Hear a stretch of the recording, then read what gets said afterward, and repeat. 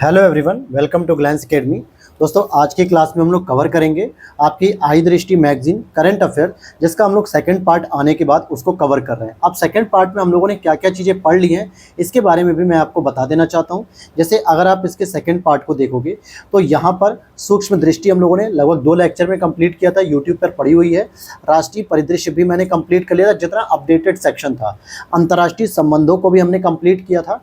इसके बाद हम लोगों ने आर्थिक परिदृश्य को भी कंप्लीट कर लिया था। लेकिन आज की इस क्लास में हम लोग 2 सेक्शन को एक साथ कवर करेंगे। वीडियो थोड़ी सी लंबी हो सकती है, लेकिन धैर्य बनाए रखिएगा, पूरा काम जो है कि आराम से हम लोग समझेंगे। जैसे एक तो वैज्ञानिक परिदृश्य के अंतर्गत हम ये पूरा सेक्शन कवर करेंगे, जिसमें आपका वैज्ञानिक होगा, टेक्नोलॉजी होगी, एनवायरमेंट होगा, डिफेंस होगा, हेल्थ होगा। ये सारी चीज़ें हम लोग कवर करेंगे आज की इस क्लास में। दूसरा हमारा रहेगा यूपी स्पेशल का पार्ट, जो अपडेटेड वाले सेक्शन होंगे, उन सभी चीज़ों को हम लोग कवर कर लेंगे। तो आज हमारा जो मेन फोकस होगा साइंटिफिक अप्रोच वाले को लेकर और यूपी स्पेशल को लेकर, इनको एक ही क्लास में हम लोग करेंगे, क्योंकि अब ज़्यादा टाइम नहीं है आपके पास। फिर अगली 2 क्लास और आएगी। एक क्लास हो सकता है संक्षिप्तियों पर आएगी और एक क्लास हो सकता है परिदृश्य पे आएगी, खेल परिदृश्य पे। अब रही बात अपडेटेड की, मैं अगर बात कर रहा हूँ तो आप हमारे यूट्यूब प्लेटफॉर्म पर जब जाएंगे तो वहाँ पर प्लेलिस्ट को फॉलो करेंगे, और प्लेलिस्ट में आप एक देखेंगे करंट अफेयर्स आई दृष्टि 2025 लिखी हुई है। वहाँ पर मैंने जब आरओ की परीक्षा थी उससे पहले ही ईयरली मैगजीन थी, जिसमें 15 जून तक का सारा करंट अफेयर्स मैंने करा दिया था। आज की जो क्लास होगी या पिछली जो 3-4 क्लासेस लेटेस्ट आई हुई हैं, उनमें केवल और केवल 15 जून से लेकर 15 सितंबर तक के टॉपिक को हम लोग कवर कर रहे हैं। और इसके बाद जैसे ही क्लास कंप्लीट होती है तो मैं अपने टेलीग्राम चैनल पर ये फ्री पीडीएफ जो है कि पोस्ट कर देता हूँ, जिसमें आप लोगों को वही टॉपिक मैं पोस्ट करता हूँ जो सारे इंपॉर्टेंट होते हैं, और हाईलाइट करके मैं पोस्ट करता हूँ, ताकि आप लोग केवल इन्हीं पॉइंट को जो मैंने हाईलाइट किए हुए क्लास में पढ़ाता हूँ, वही चीज़ आप केवल बस रिवीजन कर लीजिएगा। चलिए शुरू कर लेते हैं। चैनल पर पहली बार हो सब्सक्राइब कर लेना दोस्त, और उसके बाद क्या करना है, वीडियो को लाइक करके शेयर जरूर करें। तो देख लेते हैं आज के टॉपिक को हम लोग डिस्कस करते हुए। देखो, पहला जो टॉपिक आपसे कहा जा रहा है यह है निसार के बारे में। निसार उपग्रह जो सैटेलाइट है, ये 2014 में ही यूएस और इसरो के बीच में एक एग्रीमेंट किया गया था कि भैया NASA ISRO synthetic aperture radar, जो मुख्य रूप से किसका स्टडी करेगा, सोलर का स्टडी करेगा और बाकी चीज़ों की भी स्टडी करेगा। तो हम इस पर बात करेंगे, ठीक है। तो चलिए शुरू कर लेते हैं। देखो, निसार की बात अगर हम करते हैं तो नासा इसरो, एन और आई, ये 2 स्टेट के स्पेस एजेंसीज को जो है कि दर्शाती हैं, 2 देशों की। तो NASA ISRO synthetic aperture radar, ये मुख्य रूप से 30 जुलाई 2025 को श्रीहरिकोटा सतीश धवन अंतरिक्ष केंद्र से GSLV 16 रॉकेट के द्वारा सफलतापूर्वक प्रक्षेपित किया गया। अब आपके दिमाग में आएगा, सर PSLV से भी तो हम भेज सकते थे। तो मेरे भाई, PSLV से हम जितनी दूरी भेज सकते हो मैक्सिमम 1000-1200 किलोमीटर होती है, लेकिन जब हमें 36,000, 30,000, 35,000 एक बहुत बड़ी रेंज में हमें कवर करना होता है, तो हम लोग GSLV का प्रयोग करते हैं, जिसको हम लोग कहते हैं जियो सिंक्रोनस, ठीक है, लॉन्च व्हीकल। तो यहाँ पर हमने GSLV F-16 रॉकेट का प्रयोग किया। ये इसकी 18वीं उड़ान थी और स्वदेशी क्रायोजेनिक चरण की 12वीं। अब क्रायोजेनिक चरण स्वदेशी का मतलब क्या होता है? देखो, GSLV में क्या होता है, क्रायोजेनिक इंजन का प्रयोग किया जाता है, जो इसको बहुत बूस्ट देता है ताकि लंबी दूरी तय की जा सके। पहले रूस से हमें लेना पड़ता था और हम पूरा इंजन ही खरीदते थे, न कि टेक्नोलॉजी की कैसे बनाया जाता है। लेकिन जब भारत सरकार के द्वारा और इसरो के द्वारा जो है कि इस पर काम किया गया और सफलता मिली, तब से हम क्रायोजेनिक इंजन को खुद असेंबल करते, खुद तैयार करते हैं सारी चीज़ों को। तो ये इस लिहाज से इसकी स्वदेशी उड़ान थी। और दूसरी बात, GSLV की ये पहली सूर्य समकालिक ध्रुवीय कक्षा की गई। ध्यान देना, GSLV की क्या, पहली सूर्य समकालिक ध्रुवीय कक्षा में लॉन्च किया गया। अब यहाँ पर एक और इंपॉर्टेंट, देखो, हम केवल यूपीएससी के हिसाब से तो पढ़ नहीं रहे करंट अफेयर्स, हम तो पढ़ रहे हैं यूपी पीसीएस के लिए। और यूपी पीसीएस में जो डाटा, जो फैक्ट पे फोकस किया जाता है, या जिस प्रकार के पॉइंट वाइज चीज़ों को फोकस किया जाता है, वो हम आपसे पूरा डिस्कस करेंगे। जरूरी नहीं है कि हम सारी बातों को समझें, क्योंकि अपने को क्या है ना, एग्जाम निकालना है, अपने को प्रीलिम्स में जो करंट अफेयर्स के क्वेश्चन हैं उनको सॉल्व करना है, न कि इसमें करंट अफेयर्स की कोई महारत हासिल करनी है।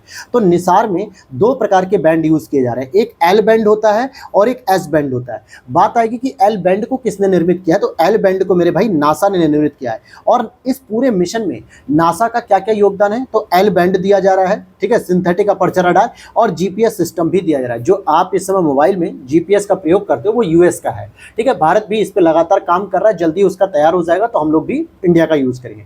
इसरो की तरफ से इसमें एस बैंड का सिंथेटिक अपर्चर प्रोवाइड किया रहा है, GSLV प्रोवाइड किया जा रहा है, प्रक्षेपण यान है और मिशन का संचालन। क्योंकि जब हम ज़्यादा लागत लगा रहे हैं, हम ज़्यादा जो है कि टूल्स और उपकरण लगा रहे हैं, तो लीडरशिप भी हमारे पास होनी चाहिए। इसीलिए इस मिशन का संचालन इसरो के द्वारा किया जा रहा है, न कि नासा के द्वारा। नासा के द्वारा बस केवल कुछ चीज़ों में आकर सहयोग किया जा रहा है, जैसे एल बैंड दिया जा रहा है, GPS सिस्टम दिया जा रहा है, ये सारी चीज़ें। अच्छा, इसका प्रयोग क्या होगा कि जो L और S की खासियत ये है कि भैया दिन रात सभी मौसमों में पृथ्वी की सूक्ष्मतम गहनतम संरचनाओं की भी निगरानी कर सकता है। कहने का मतलब चाहे बादल हो, वर्षा हो, तूफान हो, चक्रवात हो, किसी भी परिस्थिति में, ठीक है, ये आपका L बैंड और S बैंड मिलके बेहतर तरीके से ऑब्जर्वेशन कर सकते हैं। किसी भी प्रकार के डाटा का ग्लिच नहीं होगा, किसी प्रकार के डाटा में कोई त्रुटि नहीं होगी, ये इसकी खासियत है। तो L बैंड किसने प्रोवाइड किया? नासा ने। S बैंड किसने प्रोवाइड किया? इसरो ने। ठीक है, अब आ जाते हैं यहाँ पर कि निसार उपग्रह को कहाँ पर स्थापित किया गया। तो सन सिंक्रोनस पोलर ऑर्बिट यानी सूर्य समकालिक ध्रुवीय कक्षा में इसको स्थापित कर दिया गया है। हालांकि इसकी ऊंचाई 747 किलोमीटर रखी गई है और पेलोड जो है 2393 किलोग्राम है। आगे देखते हैं, इसका जो मुख्य उद्देश्य है निसार है, इसका जो मुख्य उद्देश्य है कि भूमि और बर्फ की जो विकृति हुई है, डिफॉर्मेशन हुआ है, भूमि पारिस्थितिकी तंत्र, महासागरीय क्षेत्रों का अध्ययन करना, ये मुख्य रूप से फोकस रहेगा निसार का। कि भैया भूमि और बर्फ जिस तरीके से खराब हो रहे हैं, ग्लेशियर पिघल रहे हैं, हिमनद पिघल रहे हैं, भूमि का जो है कि इकोसिस्टम डिस्टर्ब हो रहा है, महासागरीय क्षेत्रों में डिस्टर्बेंस हो रहा है, उन सभी चीज़ों को ऑब्जर्व किया जाएगा ताकि उसका सुरक्षा किया जा सके। साथ ही साथ ये भूकंप, ज्वालामुखी, भूस्खलन, जल विज्ञान से संबंधित भी भूमि की सतह के विरूपण का अध्ययन करेगा कि भूकंप आने की स्थिति में भूमि का विरूपण कैसे होता है, ज्वालामुखी जब फटते तो भूमि की स्थिति क्या होती है, भूस्खलन होता है तो कैसी स्थिति होती है, और जल विज्ञान यानी ओशिनोग्राफी भी आप कह सकते हो। तो इन सभी चीजों का अध्ययन किया जाएगा इसके साथ। तो ये ध्यान रखना कि पृथ्वी का ही उपग्रह मतलब है एक तरीके से पृथ्वी का ही ऑब्जर्वर। साथ ही साथ अन्य उद्देश्यों में ये कास्ट बायोमास यानी वनों और पृथ्वी में परिवर्तन को मापना, फसलों की स्थिति को ट्रैक करना, आर्द्र भूमियों की स्थिति में परिवर्तन का आकलन करना कि किस तरीके से आर्द्र भूमियां जो है कि मानवीय हस्तक्षेप से या प्राकृतिक आपदा से किस तरीके से परिवर्तित होती जा रही है या फिर नुकसान उसका होता जा रहा है, तो उसको और बेहतर संरक्षण दिया जा सकेगा। तो ये पूरा का पूरा जो है कि मैंने आपको मिशन बता दिया। साथ में एक लास्ट पॉइंट आपको याद रखना है, निसार जो मिशन है इसका उद्देश्य मेरे भाई 5 वर्ष का रहेगा, केवल 5 वर्ष का, यानी 2025 में गया तो 2030 तक ये अपना पूरा संचालन करेगा। अच्छा, इसमें अगर आप देखोगे एल बैंड के द्वारा क्या क्या प्रयोग होगा, तो एल बैंड जो यूएसए का है, नासा का, वो अमेजन के क्षेत्र को टारगेट करेगा, पश्चिमी अमेरिका को, अंटार्कटिका को और ग्रीनलैंड को, इन सभी क्षेत्रों में फोकस करके जो है कि वो काम करेगा। एस बैंड की बात करेंगे तो भारत विशेष रूप से कृषि के क्षेत्र को, यानी भारत के अंतर्गत जो कृषि है इस पर ज़्यादातर फोकस करेगा। ठीक है, इस तरीके के आंकड़े वगैरह रिपोर्ट प्रस्तुत करेगा। और मैंने शुरू में ही बताया था कि 2014 में नासा और इसरो के मध्य एक औपचारिक समझौता हुआ था, जिसको लेकर लगभग 11 साल बाद जो है कि मिशन लॉन्च किया गया। तो ये आपका पहला टॉपिक कंप्लीट होता है। ठीक है, अब इसी तरीके से हम मेन चीज़ों को पढ़ेंगे जो इंपॉर्टेंट होंगी, और उस पॉइंट में भी, टॉपिक में भी जो पॉइंट इंपॉर्टेंट है एग्जाम के लिए वो ज़रूरी हम लोग पढ़ेंगे। फिर नेक्स्ट आता है आपका IADT। इसका मतलब क्या है? Integrated air drop test. अब ये जो एयर ड्रॉप टेस्ट है ये बहुत ज़रूरी है, क्योंकि भारत सरकार का मिशन है, इसरो के माध्यम से हम गगनयान में जो है कि पहला मानवीय जो है कि अभियान करेंगे। क्योंकि अभी तक भारत के द्वारा कोई भी ऐसा सैटेलाइट या उपग्रह या लॉन्च व्हीकल या इस तरह के कोई भी अभी तक कोई मिशन नहीं किया गया जिसमें मानव को भेजा गया। राकेश शर्मा जी गए थे और अभी जो है कि आपके शुभांशु जी गए थे। ये दोनों लोग भारत के मिशन के माध्यम से नहीं गए थे, बल्कि एक लोग रूस के माध्यम से गए थे, राकेश शर्मा जी, और अभी जो शुभांशु जी गए थे एक्सियोम 4 मिशन जो स्पेस एक्स के द्वारा भेजा गया था। अर्थात भारत के द्वारा इस तरीके कोई भी मिशन नहीं किया गया जिसमें मानव को भेजा गया। तो गगनयान है, लेकिन गगनयान को भेजने से पहले भारत हर प्रकार की चुनौतियों से निपटने के लिए पूरी प्रैक्टिस कर रहा है, पूरी तैयारी कर रहा है। उसी कड़ी में इसरो ने 24 अगस्त 2025 को श्रीहरिकोटा स्थित सतीश धवन अंतरिक्ष केंद्र में गगनयान कार्यक्रम के तहत पहला एकीकृत एयर ड्रॉप टेस्ट सफलतापूर्वक किया।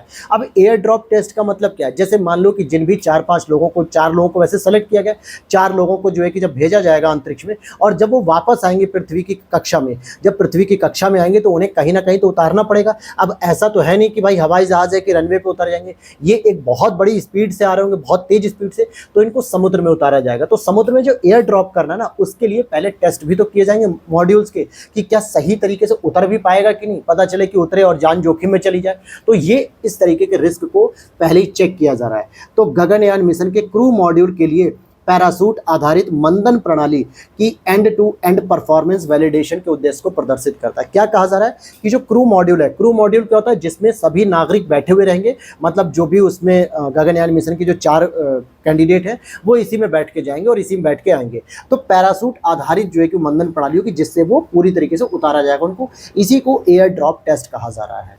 ठीक है, अंतिम चरण में समुद्र में सुरक्षित लैंडिंग सुनिश्चित की जा सके, यही इसका मुख्य उद्देश्य है। तो कहाँ पर होगी? समुद्र में सुरक्षित लैंडिंग होगी। अच्छा, इसमें अगर आप बात करोगे तो 4 प्रकार के पैरासूट इस मिशन लेआउट में प्रयोग किए जाएंगे, जैसे apex cover separation parachute, drogue parachute, pilot parachute और मेन पैरासूट। तो इस तरीके के 4 पैरासूट कैटेगरी यूज की जाएंगी। यहाँ तक ये बातें समझ में आ गई आपको? बाकी अगर मैं कहूं कि इस परीक्षण में जो डीआरडीओ की जो आगरा में ब्रांच है ना, इसके द्वारा विकसित किया गया है पैरासूट सिस्टम। आपने देखा होगा कि मैंने पढ़ाया था आप लोगों को भीष्म, ठीक है, BHISHM। तो भीष्म जो क्यूब है वो क्या है? वो पैरासूट हॉस्पिटल ही तो है, पोर्टेबल हॉस्पिटल है। जैसे आर्मी वगैरह के जो जवान शहीद होते हैं या फिर जो घायल होते हैं, जिनको चोट लगती है, प्राइमरी लेवल पे उनको एड यानी स्वास्थ्य सुविधा मिल जाए। तो इसको भी ट्रायल कहाँ पे किया गया था? आगरा में ही किया गया था। और इसी डीआरडीओ का जो ब्रांच है ADRD, यहाँ पर जो है कि ट्रायल किया, तो इसके द्वारा ही इसे भी बनाया गया है। क्लियर हो गया मेरी बात भाई? चलो देखो, जब तक आगे पीछे की पूरी कड़ी समझ के नहीं पढ़ोगे ना, तब तक आप चीज़ों को केवल रट रहोगे, और रटने पे कोई चीज़ अगर आ जाए तो बहुत रेयर होता है। ठीक, जब तक आप उसे समझोगे नहीं तो फिर रटने से कोई मतलब नहीं। एक बार समझ लो, चीज़ें दिमाग में फ्रेम हो जाती है, तो आप आराम से उस आंसर को एलिमिनेट कर पाते हो और उसके आंसर को चूज कर पाते हो। अब जैसे अगर आप देखोगे कलाम 1200 का पहला स्थैतिक परीक्षण, अभी जो कलाम 1200 है ये किसी और का नहीं बल्कि विक्रम 1 लॉन्च व्हीकल जो प्रमोशन यान है यानी लॉन्च व्हीकल है, इसका ही जो है कि पहला परीक्षण, जबकि दूसरा परीक्षण ऑलरेडी कर लिया गया था। तो दोनों बातें डिस्कस करेंगे, ये भी हम लोगों ने पढ़ा था। देखो 8 अगस्त 2025 को हैदराबाद की एक निजी कंपनी जिसका नाम है स्काई रूट एरोस्पेस, ये इन शॉर्ट है, पूरा नाम अगर पढ़ोगे तो Messrs Skyroot Aerospace private limited, ठीक है, SAPL, लेकिन इन शॉर्ट हम लोग स्काई रूट एरोस्पेस पढ़ते हैं। इसने अपने विक्रम 1 लॉन्च व्हीकल जो कि प्रमोशन यान के चरण जो पहला चरण था कलाम 1200 के सॉलिड मोटर का पहला स्थैतिक परीक्षण सफलतापूर्वक संपन्न कर लिया। और ये कहाँ से किया गया? तो इसरो के सतीश धवन अंतरिक्ष केंद्र श्रीहरिकोटा स्थित स्थैतिक परीक्षण परिसर में सुबह 9:05 पे किया गया, यानी 8 अगस्त की कहानी है। तो कलाम 1200 का पहला चरण तो संपन्न कर लिया। और ये कौन भेज रहा है? ये है क्या? ये एक लॉन्च व्हीकल है। जैसे इसरो के पास 2 लॉन्च व्हीकल हैं, एक आपने सुना भैया PSLV है sir, polar satellite launch vehicle, एक आपने सुना सर GSLV है, जियो सिंक्रोनस लॉन्च व्हीकल, एक आप पढ़ रहे हो सर RLV भी अब तैयार कर रहे हैं, रीयूजेबल लॉन्च व्हीकल। तो इस तरीके के जिन सैटेलाइट को भेजने के लिए हम जिन रॉकेट लॉन्चर का प्रयोग करते हैं लॉन्च व्हीकल का, तो वो तो इसरो का हो गया, सरकारी हो गया। इसी तरीके से कुछ प्राइवेट कंपनियां भी इस काम में आगे आ रही हैं ताकि इसरो का भी काम आसान हो सकेगा, भारत सरकार की उपलब्धियां भी आसान हो सकेंगी। तो इसीलिए कलाम 1200 एक लॉन्च व्हीकल है जिसके पहले चरण का परीक्षण किया गया था अभी। और अगर मैं आपको बताऊं कि इसके दूसरे चरण की बात करें, देखो स्काई रूट एरोस्पेस के द्वारा निर्मित कलाम 250 विक्रम 1 ही है, इसके चरण 2 का सफल परीक्षण ऑलरेडी 27 मार्च 2024 को कर लिया गया था। अब आप कहोगे सर पहले ही कैसे सेकंड चरण हो गया? तो कुछ अलग अलग स्टेप्स रहे होंगे, इसलिए सेकंड चरण को पहले कर लिया गया, फर्स्ट चरण को अभी कंप्लीट किया गया।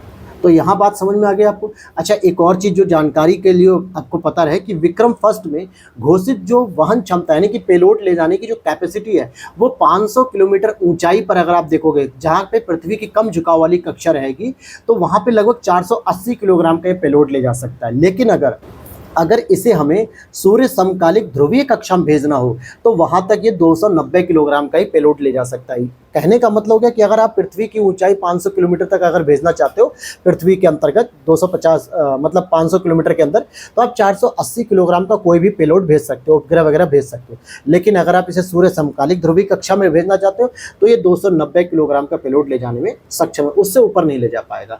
तो ये पूरी की पूरी कहानी थी जो मैंने आपको समझा दी। तो क्या है ये कलाम 1200 कुछ और नहीं बल्कि एक लॉन्च व्हीकल है जो प्राइवेट कंपनी के द्वारा तैयार किया जा रहा है। अब आ जाते हैं एक्सियोम 4 मिशन की बात करें। हालांकि मैंने इसको जब करंट अफेयर्स कंप्लीट कराई थी, जब जून में ये मिशन गया था तभी मैंने इसको कंप्लीट करा दिया था। लेकिन यहाँ पर जब ये वापस आ गए तो इसके बारे में भी जो है कि चर्चा रही, तो इस पे हम लोग पूरा फोकस करें। जैसे 15 जुलाई 2025 को भारतीय अंतरिक्ष यात्री शुभांशु शुक्ला जी की अंतरिक्ष स्टेशन जो ISS है अर्थात इंटरनेशनल स्पेस स्टेशन पे 18 दिनों की ऐतिहासिक वैज्ञानिक मिशन के बाद वापसी के साथ एक्सियोम 4 मिशन सफलतापूर्वक संपन्न हुआ।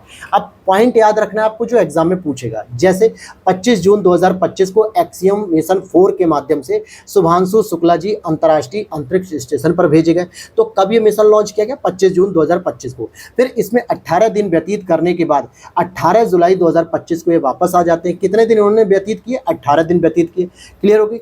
एक्सियोम 4 मिशन जो था ये स्पेस एक्स ड्रैगन के अंतरिक्ष यान को फाल्कन 9 रॉकेट से प्रक्षेपित किया गया, जो कि आपका एलन मस्क की कंपनी है।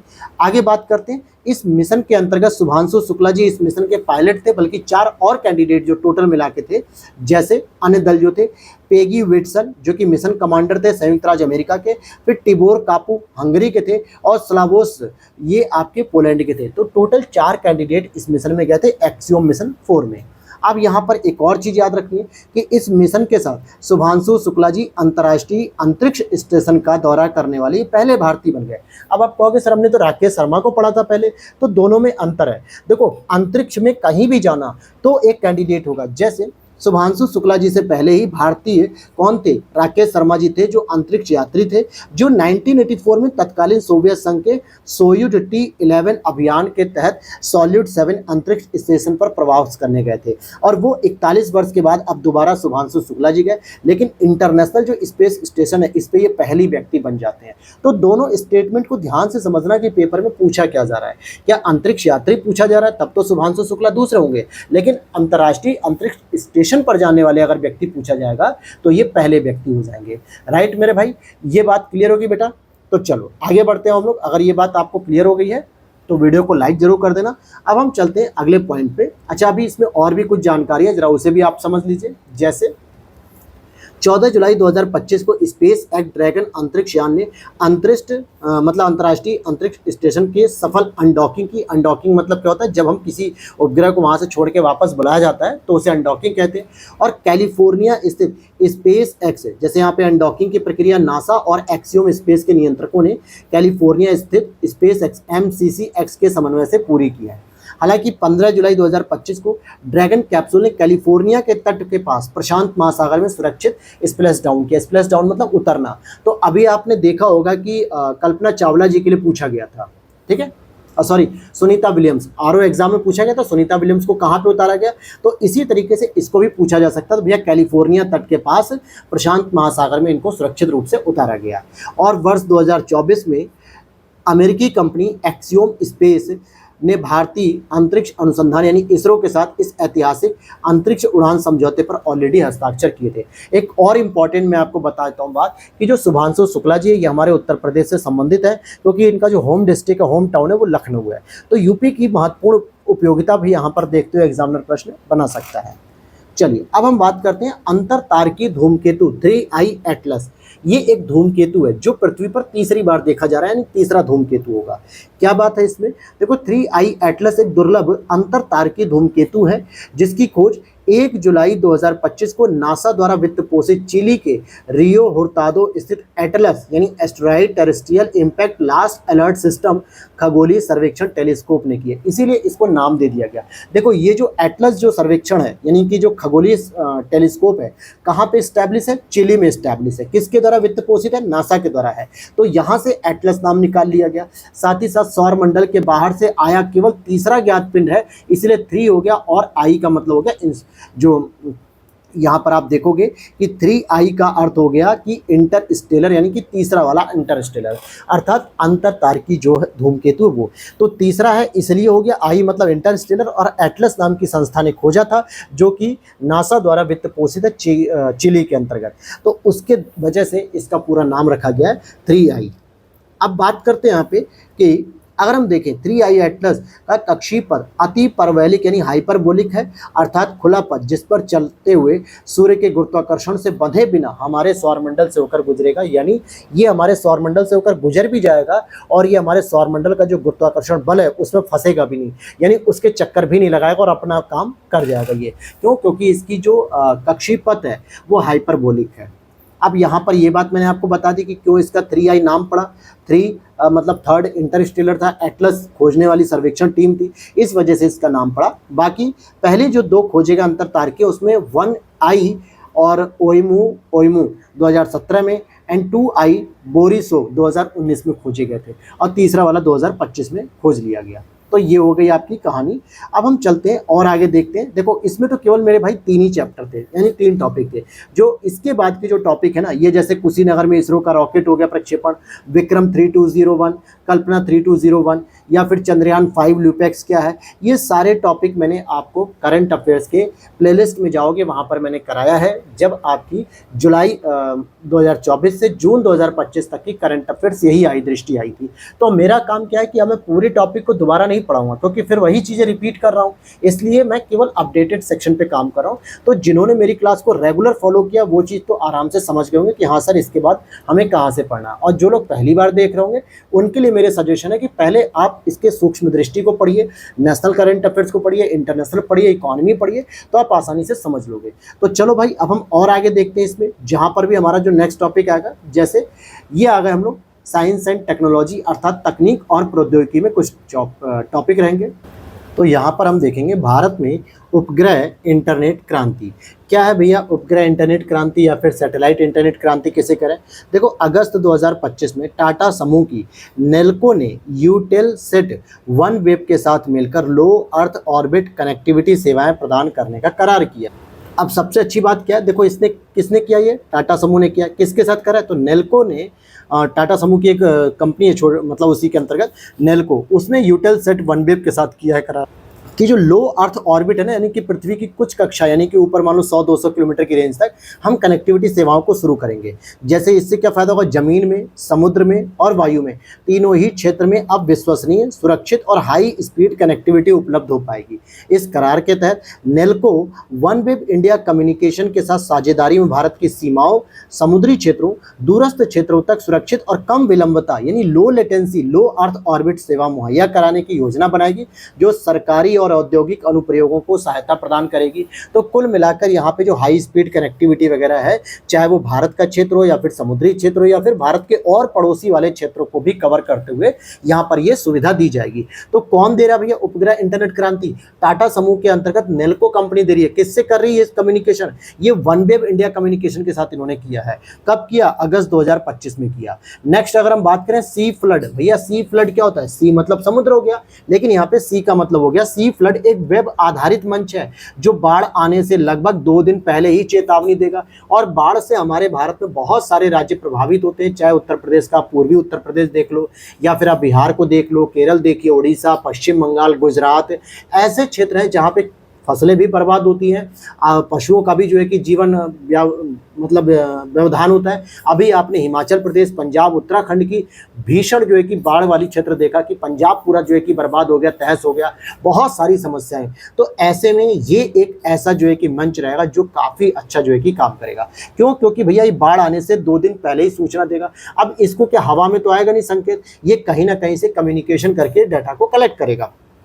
पूरी जानकारी देखते हैं। सी फ्लड को सीडेक पुणे एवं केंद्रीय जल आयोग, जल संसाधन, नदी विकास, गंगा संरक्षण विभाग और जल शक्ति मंत्रालय, नेशनल रिमोट सेंसिंग सेंटर के द्वारा संयुक्त रूप से विकसित किया गया। तो इसमें मुख्य भूमिका के तौर पे अगर आप देखोगे तो केंद्रीय जल आयोग है और सीडेक है ये, और साथ ही साथ जल शक्ति मंत्रालय, इन सभी के संयुक्त प्रयास के माध्यम से ही इसको शुरू किया गया। इसका प्रयोग क्या होगा, कैसे होगा, आइए मैं समझा देता हूँ आपको क्या चीज़ है। देखो 2 जुलाई 2025 को नई दिल्ली स्थित श्रम शक्ति भवन में केंद्रीय जल शक्ति मंत्री चंद्रकांत रघुनाथ पाटिल ने भारत की एकीकृत बाढ़ प्रणाली सी फ्लड का शुभारंभ किया। एकीकृत बाढ़ प्रणाली का मतलब ये पूरी तरीके से डाटा देगी। जैसे ये चेतावनी 3 कलर में होगी, जैसे येलो अलर्ट होगी, ऑरेंज अलर्ट और रेड अलर्ट। अगर येलो अलर्ट है तो ये बताया जाएगा कि 0.5 मीटर गहराई तक की बाढ़ आ सकती है, और ऑरेंज अलर्ट रहेगा तो 1.5 मीटर गहराई तक की बाढ़ होगी। रेड अलर्ट होगा तो 1.5 मीटर से अधिक गहराई तक की बाढ़ आने का सूचक होगा। मतलब जैसे एक व्यक्ति को खड़ा कर दो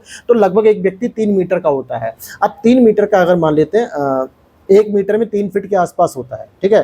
तो 2 मीटर के आसपास मान लो कि एक व्यक्ति की हाइट है, तो ये बता दिया जाएगा भाई कि इतनी गहराई तक की बाढ़ आएगी, जब ये बाढ़ आएगी तो इतना पानी तो रहेगा ही रहेगा। तो ये आपको संकेत मिलेगा, yellow alert, orange alert, red alert, और किस प्रकार का संकेत होगा उसी प्रकार से अपनी सुरक्षा को भी व्यवस्था कर सकते हो।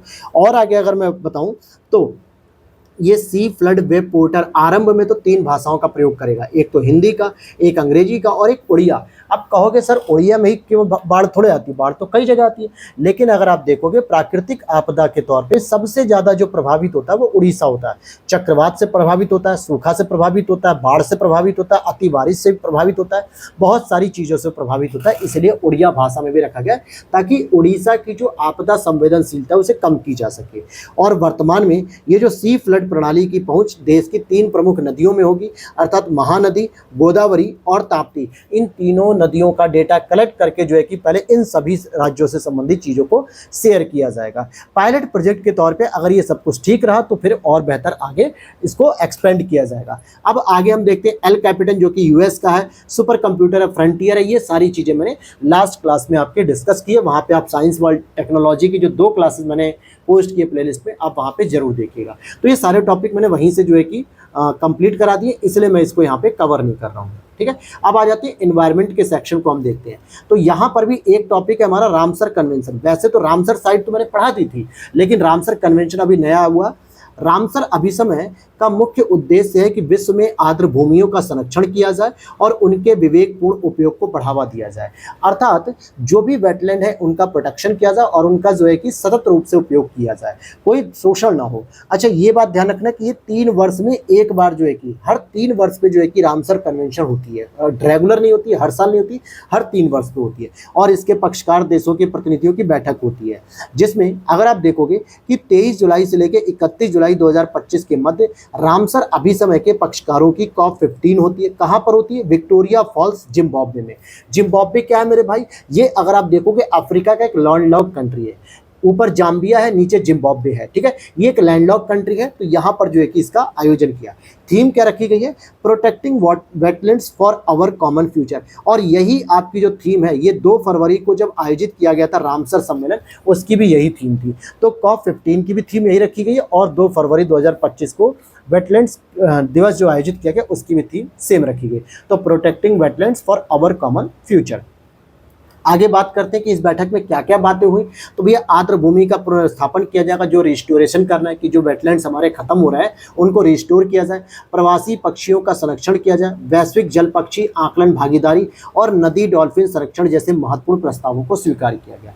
इन प्रस्तावों के अंतर्गत जो 5वीं रणनीति योजना बनी, जो इसमें 2025 से 2034 तक के लिए अपनाई गई है, जिसमें 4 लक्ष्य है और 18 टारगेट है। अब आप कहोगे सर टारगेट और लक्ष्य तो एक ही होता है, लेकिन भाई जैसा मीटिंग्स में हुआ है कि 4 हो सकता है गोल और टारगेट्स अलग अलग यहाँ पे कंज्यूम किया जा रहा हो, अलग अलग बातों में डिफाइन किया जा रहा हो। तो आपको याद रखना 4 लक्ष्य और 18 टारगेट है।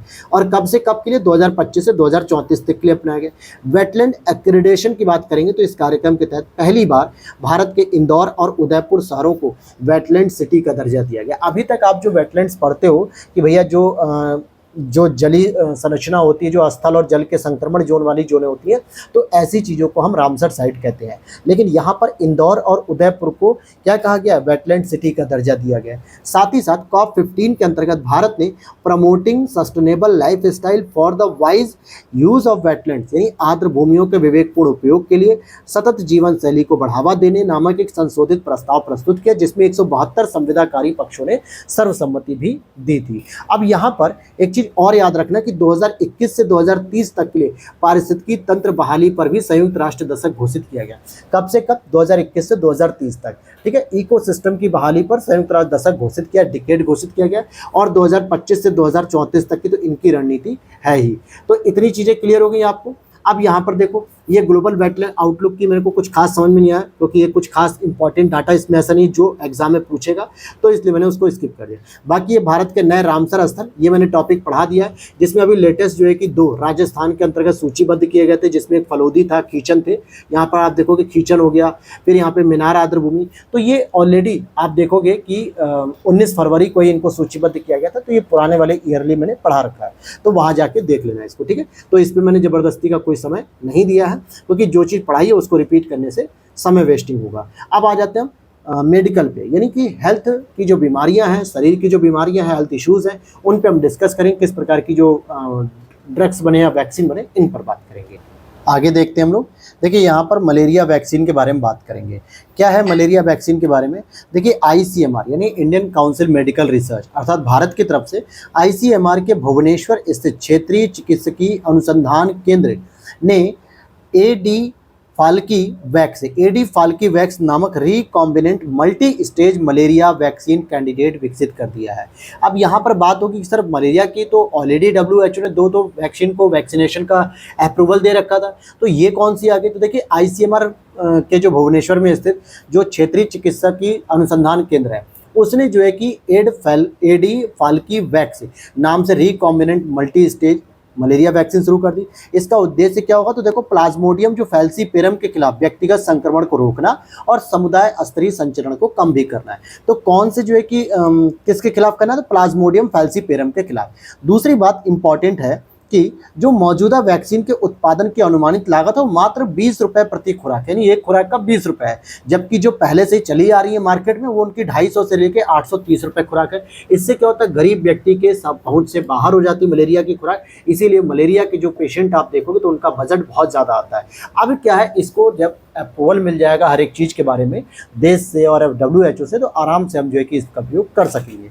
यहाँ पर अगर हम बात करें कि डब्ल्यूएचओ के द्वारा दो ऑलरेडी जो है कि मलेरिया की वैक्सीन है, एक RTS-AS01 और एक R21 मैट्रिक्स M, ये दोनों जो है कि दवाइयाँ ऑलरेडी मार्केट में पहले से ही चली आ रही हैं। नेक्स्ट अगर हम बात करेंगे देश का पहला पशु स्टेम सेल बायो बैंक। अब ध्यान देना, स्टेम सेल ये एक ऐसी स्टेम सेल किसे कहते हैं जो एक तरीके से अविभाजित सेल होती है, अविभाजित कोशिकाएं होती है, और इनके माध्यम से आप बॉडी के किसी भी पार्ट को दोबारा जनरेट कर सकते हो। ये सामान्यतः भ्रूण अवस्था में मिलती है, सामान्यतः भ्रूण अवस्था में होती है। इसको पढ़ते हैं। भारत में हैदराबाद स्थित जैव प्रौद्योगिकी अनुसंधान एवं नवाचार परिषद ब्रिक के अंतर्गत राष्ट्रीय पशु जैव प्रौद्योगिकी संस्थान में देश का पहला अत्याधुनिक पशु स्टेम सेल बायो बैंक और पशु स्टेम सेल प्रयोगशाला आरंभ कर पशु स्वास्थ्य पुनर्योजित चिकित्सा तथा जैव प्रौद्योगिकी में एक नई दिशा दी। तो दो बातें याद रखो, हैदराबाद में जो स्थित है जैव प्रौद्योगिकी अनुसंधान नवाचार परिषद के अंतर्गत राष्ट्रीय पशु जैव प्रौद्योगिकी संस्थान में देश का पहला पशु स्टेम सेल बायो बैंक की उद्घाटन कर दिया गया। इसका उद्घाटन 9 अगस्त 2025 को विज्ञान प्रौद्योगिकी राज्य मंत्री स्वतंत्र प्रभार डॉक्टर जितेंद्र सिंह ने किया है। अब इसकी उपयोगिता की बात करें तो यह अति आधुनिक बायो बैंक केंद्र जैव प्रौद्योगिकी विभाग के तहत जैव प्रौद्योगिकी उद्योग अनुसंधान सहायता परिषद यानी डीबीटी बिराग के सहयोग से स्थापित किया। किसके द्वारा? तो डिपार्टमेंट ऑफ बायोटेक्नोलॉजिकल और बिराग प्रौद्योगिकी उद्योग अनुसंधान सहायता परिषद, इनके द्वारा इसको विकसित किया गया। कहाँ पर किया गया? हैदराबाद के अंतर्गत। और यहाँ पर 5 नवाचारी पशु चिकित्सा नैदानिक उपकरणों का भी प्रयोग किया जा रहा है। वो 5 नवाचारी कौन से होंगे? एक तो ब्रूडीवा हो जाएगा, अडर केयर हो जाएगा, क्योर चेक हो जाएगा, टोक्सो एंटीबॉडी रैपिड टेस्ट और रैपिड चेक्स JENS1 टेस्ट। तो ये 5 प्रकार के टेस्ट के भी नाम है, नवाचारी कह सकते हो, नैदानिक टूल्स हो गए। इनको भी याद करना, क्या पता एग्जामिनर इसको भी रख दे। और क्या होता है स्टेम सेल, ये भी जान। तो देखो भैया, स्टेम सेल अविभाजित कोशिकाएं होती जिनका विभाजन नहीं हुआ होता है, जिनमें शरीर के किसी भी प्रकार की कोशिका में विकसित होने की अद्वितीय क्षमता होती है, यानी कि वो किसी भी बॉडी ऑर्गन्स की जो सेल होती है उसमें वो डेवलप हो सकती है। तो स्टेम सेल थेरेपी में इन्हीं कोशिकाओं का उपयोग क्षतिग्रस्त या रोगग्रस्त ऊतकों की मरम्मत, प्रतिस्थापन, पुनरुत्पादन के लिए किया जाता है।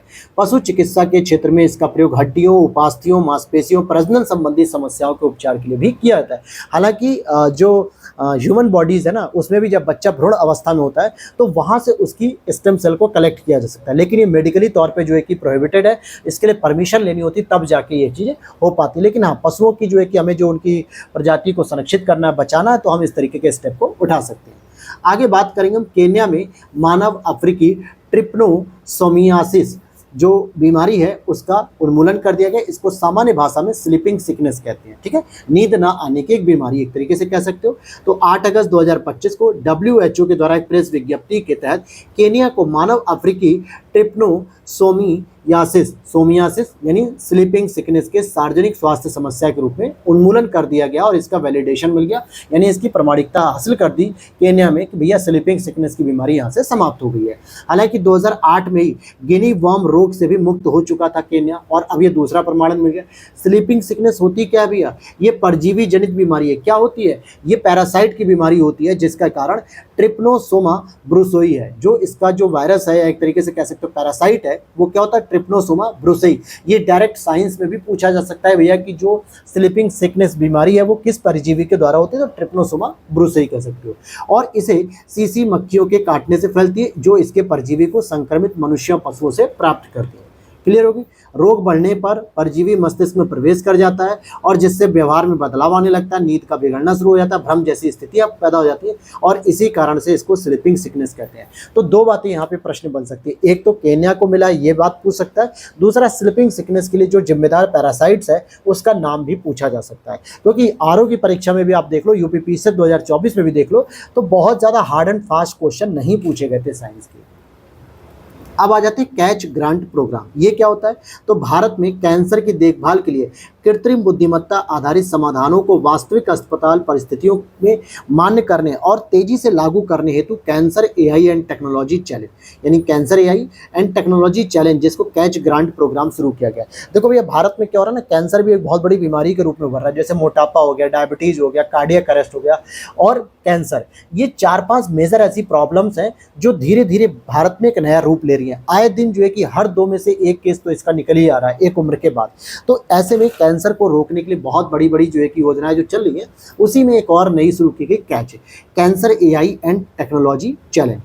यह पहल इंडिया एआई और नेशनल कैंसर ग्रिड की साझेदारी से संचालित की जा रही है, जिसमें स्क्रीनिंग होगी, निदान होगा, उपचार निर्णय होगा, रोगी भागीदारी और अस्पताल संचालन और एआई नवाचारों के प्रभावी प्रयोग को बढ़ाना है। तो एआई का जब प्रयोग किया जा रहा है तो कहीं ना कहीं कैंसर जैसी एक बड़ी बीमारी से भी निजात जल्दी ही मिल सकेगा। आगे बात करते हैं, इलेक्ट्रॉनिक्स एंड सूचना प्रौद्योगिकी मंत्रालय के अंतर्गत डिजिटल इंडिया कॉरपोरेशन की India AI independent business division के साथ नेशनल कैंसर ग्रिड की भागीदारी संचालित हो रही है, जिसमें 2 अगस्त 2025 को ये शुरू किया गया है। Cancer AI and technology challenge जो कैच है, इस ग्रांट कार्यक्रम के तहत अधिकतम 10 चयनित परियोजनाओं को पायलट चरण के रूप में प्रयोग किया जाएगा, जिनको 50 लाख रुपए, अधिकतम एक परियोजना पे 50 लाख रुपए का अनुदान दिया जाएगा। बाद में इन पायलट का क्या होगा, स्केल अप कर दिया जाएगा, यानी इसके प्रोजेक्ट को फिर 1 करोड़ रुपए तक पहुंचा दिया जाएगा। अच्छा, इस पूरे अनुदान की फंडिंग कौन करेगा? इंडिया एआई और एनसीजी के द्वारा किया जाएगा। एनसीजी बोले तो नेशनल कैंसर ग्रिड, इसके द्वारा इसकी फंडिंग की जाएगी, राइट। अब हम चलते हैं, आईआईटी रुड़की की एक बड़ी उपलब्धि हुई है कंपाउंड 3B। ये क्या होता है? देखिए, जो आईआईटी रुड़की के शोधकर्ताओं ने केपीसी2 उत्पादक सुपर बग, जिसको हम क्लेप्सिएला न्यूमोनिया जैसे घातक बहु औषधि प्रतिरोधी जीवाणु के विरुद्ध एक संभावित और नया औषधि प्रत्याशी कंपाउंड 3B विकसित किया। यानी बहुत सारे ऐसे जो जीवाणु होते हैं जो अपनी इतनी बड़ी क्षमता डेवलप कर लेते हैं कि किसी भी प्रकार की आप दवाई खिलाओ, एंटीबायोटिक खिलाओ, वो मरते ही नहीं है। ऐसे एंटीबायोटिक की जगह अब कंपाउंड 3B का प्रयोग किया जाएगा, जो एएमआर की प्रतिस्पर्धा करते हैं। एएमआर मतलब क्या होता है? एंटी माइक्रोबियल रेजिस्टेंस, जिसे हम लोग कहते हैं। अर्थात किसी भी जीवाणु पर एक कई भी प्रकार की कोई भी दवाई यूज कर लो, आप वो यूज ही मतलब प्रभाव ही नहीं करती है, वो उन पे नुकसान ही नहीं होने देती है। तो अब ऐसे में क्लेप्सिएला न्यूमोनिया जैसे जो है कि जो प्रतिरोधी जीवाणु है, इनके खिलाफ शुरू किया गया। तो कंपाउंड 3B किसने डेवलप किया भैया? आईआईटी रुड़की ने किया।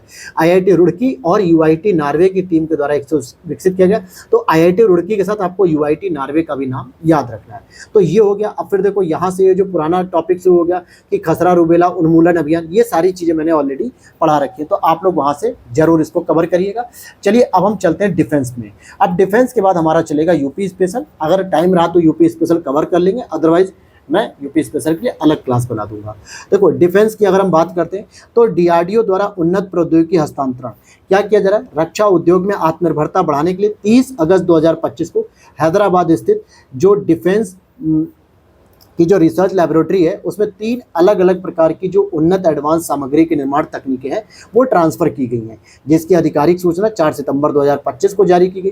क्या क्या टेक्नोलॉजी? पहला है उच्च शक्ति राडोम निर्माण तकनीक। उच्च शक्ति राडोम निर्माण तकनीक, यह तकनीक मिसाइल सेंसरों के लिए सुरक्षात्मक आवरण बनाने का काम करती है, जो कि भेल जगदीशपुर को सौंपी गई।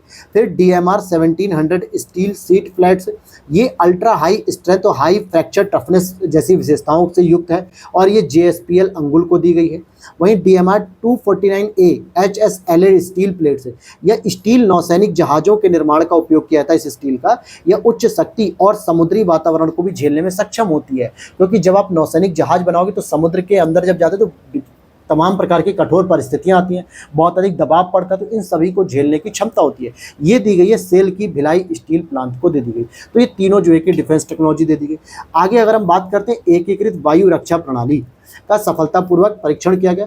जैसे 2 अगस्त 2025 को रक्षा अनुसंधान एवं विकास संगठन DRDO ने ओडिशा तट पर एकीकृत वायु रक्षा हथियार प्रणाली अर्थात integrated air defence weapon system के प्रथम उड़ान परीक्षण को सफलतापूर्वक संपन्न किया। और इसमें 3 प्रकार के घटक शामिल हैं। किसमें?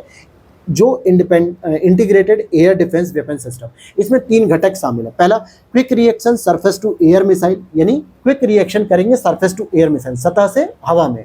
फिर advance very short range air defence system, साथ ही साथ हाई पावर लेजर आधारित डायरेक्टेड एनर्जी वेपन। तो ये 3 प्रकार के घटक इसमें शामिल रहेंगे। अब चलते हैं अग्नि 5 का भी एक सफल परीक्षण हुआ है, इसके बारे में भी हम बात कर लेते हैं। अगर आप देखोगे कि 20 अगस्त 2025 को ओडिशा के चांदीपुर स्थित एकीकृत परीक्षण रेंज से अग्नि 5 का सफल परीक्षण किया गया, जो स्ट्रैटेजिक फोर्सेस कमांड की देखरेख में संपन्न हुआ। ये किस प्रकार की मिसाइल होगी? तो ये भारत सरकार को अब इंटरमीडिएट रेंज बैलिस्टिक मिसाइल के रूप में वर्णित कर सकेगा और इसकी मारक क्षमता मेरे भाई 5000 किलोमीटर। जो अग्नि की जो सीरीज चली थी अग्नि 1, 2, 3, 4, 5, तो 5 में जाके हमने 5000 किलोमीटर की क्षमता हासिल कर ली है। अर्थात इस मिसाइल को हम 5000 किलोमीटर दूर तक हम यूज़ कर सकते हैं। और ये मिसाइल मेरे भाई 3 चरणों में ठोस ईंधन वाले रॉकेट से, इसमें किसी भी प्रकार का लिक्विड ईंधन का प्रयोग नहीं किया गया है।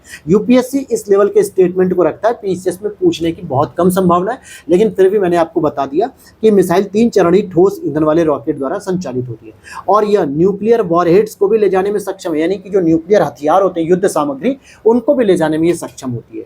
और साथ ही साथ मार्च 2024 में मिशन दिव्यास्त्र के अंतर्गत अग्नि 5 का परीक्षण DRDO ने MIRV multiple independently targetable re entry vehicle technology के साथ भी कर लिया था। तो MIRV की टेक्नोलॉजी क्या होती है ये मैंने उस क्लास में पढ़ा रखा, वहां से देख लेना।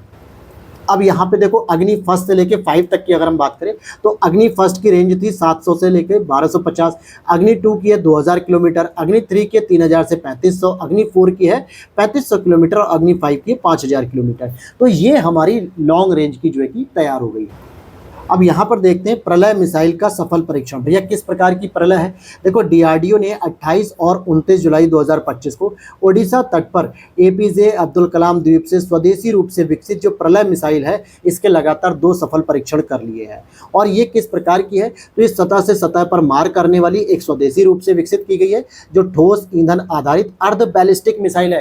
कंप्लीटली बैलिस्टिक मिसाइल नहीं है, लेकिन अर्ध बैलिस्टिक मिसाइल है और सतह से सतह पर मार करेगी और ठोस ईंधन पे आधारित है। इसकी मारक क्षमता 150 से 500 किलोमीटर के बीच में है और इसे मोबाइल लॉन्चर से भी दागा जा सकता है। 350 से लेकर 700 किलोग्राम तक के पारंपरिक और रणनीतिक हथियारों को भी ले जाने में सक्षम है। इसकी जो सबसे बड़ी विशेषता है वो है मैन्यूवरेबिलिटी, अर्थात जो इसे हवा में ही अपने पर्यवेक्षक वक्र को बदलने की क्षमता देती है। यानी एक बार आपने जिस डायरेक्शन में से प्रक्षेपित कर दिया तो ये अपनी ट्रेजेक्ट्री को भी हवा में ही खुद से चेंज कर सकती है टारगेट के अनुसार, और मिसाइल दुश्मन के इंटरसेप्टर मिसाइलों को चकमा देने में भी बहुत ही प्रभावी है। ठीक है, तो यहाँ तक की चीज़ें पढ़ ली। INS आणाला मैंने पढ़ा रखा है इसको। अब हम चलते हैं नेक्स्ट, हम बात करेंगे स्टेल्थ फ्रिगेट हिमगिरी और उदयगिरी को नौसेना में शामिल कर लिया गया है। देखो प्रोजेक्ट 17A चल रहा है। ठीक है, प्रोजेक्ट 17A की जितनी भी पनडुब्बी बनेगी वो सब नीलगिरी श्रेणी की होंगी। इसके तहत 7 stealth guided missile frigates Bharat में निर्मित हो रहा है। हालांकि 7 का निर्माण हो चुका है, ठीक है, अभी तक ऐसा नहीं कि नहीं हुआ है, 7 का निर्माण हो चुका है, जिसमें कि 4 का निर्माण तो मुंबई के Mazagon dock ship builder limited के द्वारा हो रहा है और 3 का निर्माण कोलकाता के garden reach ship builder and engineers के द्वारा किया जा रहा है। वर्ष 2024 तक ये सभी 7 पोत लॉन्च कर दिए गए हैं, ये भी इंपॉर्टेंट हो गया। और 26 अगस्त 2025 को रक्षा मंत्री राजनाथ सिंह जी के द्वारा विशाखापत्तनम नौसैन्य बेस में 2 युद्धपोत आईएनएस उदयगिरी और आईएनएस हिमगिरी, इन दोनों को भारतीय नौसेना में कमीशन कर दिया गया, यानी कि सेवा में जारी कर दिया है। भारत आईएनएस उदयगिरी को बनाया गया मझगांव डॉकयार्ड लिमिटेड के द्वारा और आईएनएस हिमगिरी को बनाया गया है आपका ये कोलकाता के garden rich ship builders engineers के द्वारा।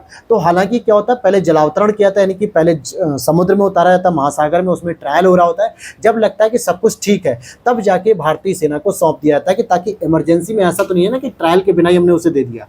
ठीक, ये चीज़ हो गई।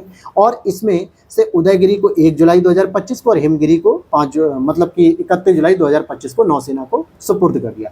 अब सर्वेक्षण पोत इच्छक की बात कर लेते हैं। 2 टॉपिक हमारे और बचे हैं, एक सर्वेक्षण पोत इच्छक और एक अस्त्र मिसाइल। फिर इसके बाद हमारी ये क्लास कंप्लीट हो जाएगी।